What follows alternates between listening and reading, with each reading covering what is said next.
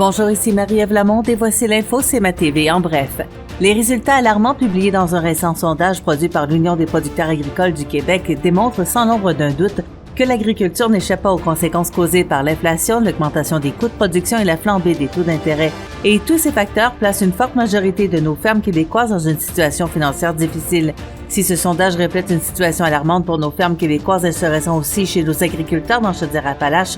En effet, 58% des entreprises agricoles sondées affirment que la hausse des taux d'intérêt constitue un obstacle considérable à leur rentabilité, parmi lesquels 44% renouvelleront les emprunts de 40% ou plus de leur dette en 2023 à des taux bien plus élevés.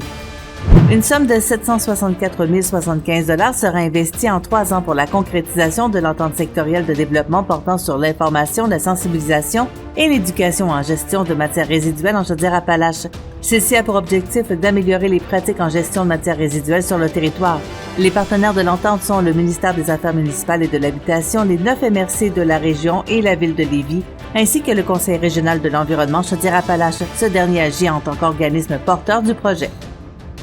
Le 25e gala du défi aux entreprendre Chaudière-Appalaches s'est tenu le jeudi 27 avril dernier. Lors de ce gala, 21 prix ont été remis. Des bourses totalisant près de 23 000 $ ont été décernées à ces jeunes et ces entrepreneurs. Et dans le volet scolaire, le labyrinthe de l'école secondaire Jacques Cazot a remporté les honneurs de la catégorie secondaire et éducation des adultes adaptation scolaire. Dans le volet création d'entreprise, la catégorie commerce a été remportée par la fromagerie Allen de Saint-Anselme.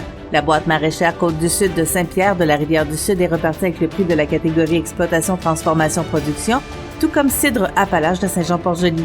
Aussi, la clinique de soins infirmiers Santé à cœur de Sainte-Claire a gagné dans la catégorie services aux individus.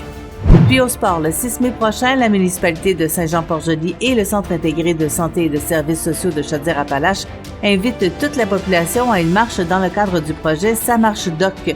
Le départ s'effectuera sur le stationnement de la Vigie. L'événement vise à favoriser une meilleure santé physique et mentale de la population en soutenant l'activité physique et le développement d'un environnement favorable. Pour plus d'informations, visitez le cmatv.ca ou suivez-nous sur la page Facebook de CMA TV.